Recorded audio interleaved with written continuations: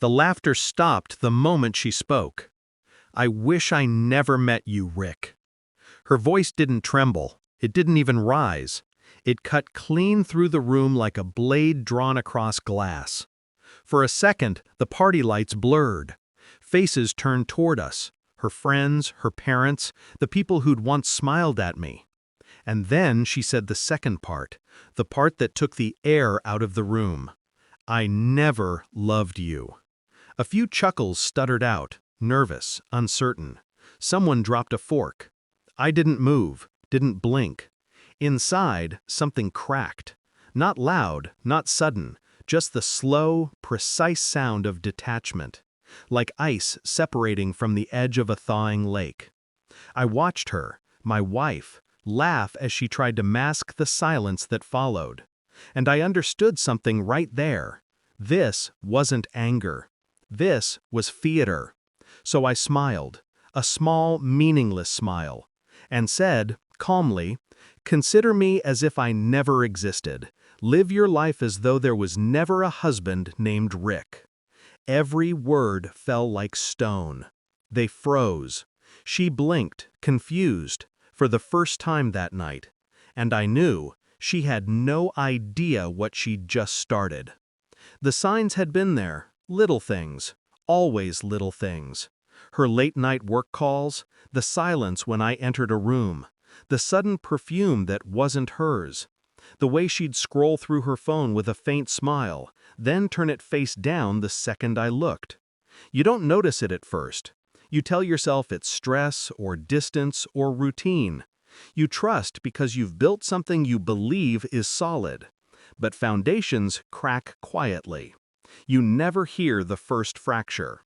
The moment I knew something was wrong wasn't dramatic. It was an email, wrongly forwarded to me, about a dinner reservation. A two-person booking. Her name and another man's initials. Same day she told me she was working late. My chest didn't tighten, my hands didn't shake. I simply read it again and again. Then I deleted it. No questions, no accusations, just observation. Because I knew that truth, when it comes, is best served cold and undeniable. I started small. She thought I was distracted, that I was busy again. That suited me fine. I memorized her routines, the numbers she dialed, the names she avoided saying. I noticed how her tone softened when she answered certain messages, how her laughter changed, light, private, unfamiliar.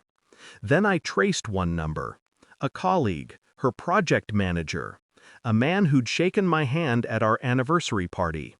I visited his profile once, just once, and it was enough. Every recent trip, every conference lined up too perfectly with hers. Still, I waited. Waiting gives you power. It's what they never expect.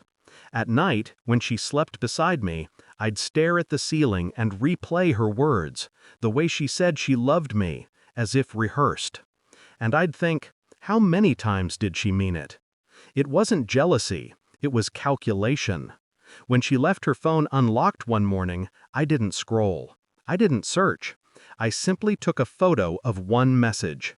His name, a heart, and her reply, "Can't wait to see you again, my real life."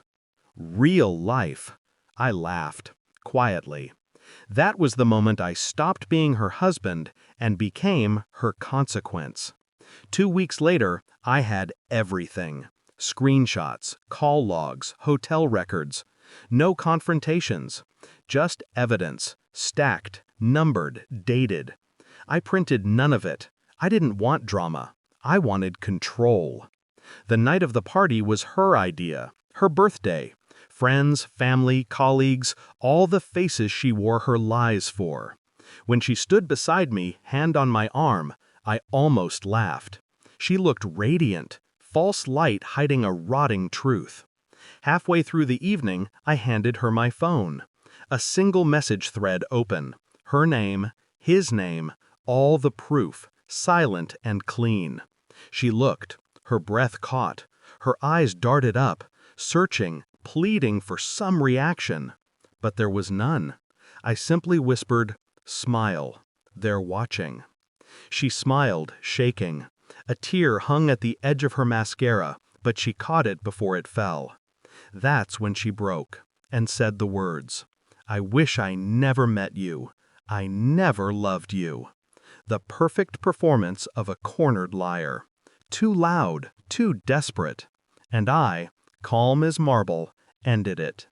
After the silence, I turned toward the guests. "I apologize," I said softly, "for disturbing your evening. You'll soon understand." Then I pressed play on the projector behind us. Her photos filled the wall.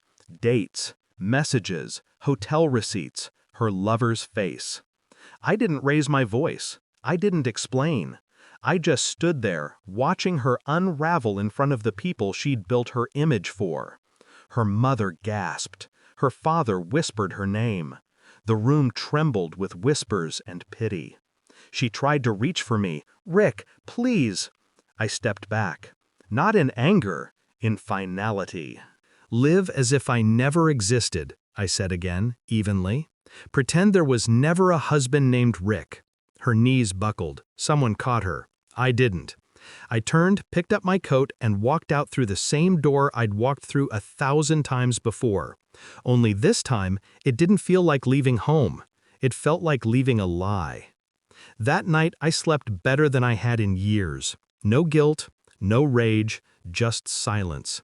The kind that follows a storm once it's erased everything that needed to be destroyed.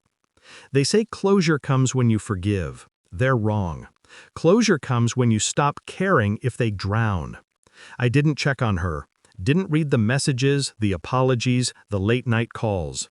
They weren't mine to answer anymore. In my mirror, there was no husband left.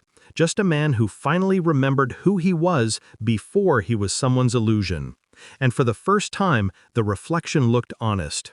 She said she wished she'd never met me. Maybe she got her wish. Because from that night on, I truly never existed.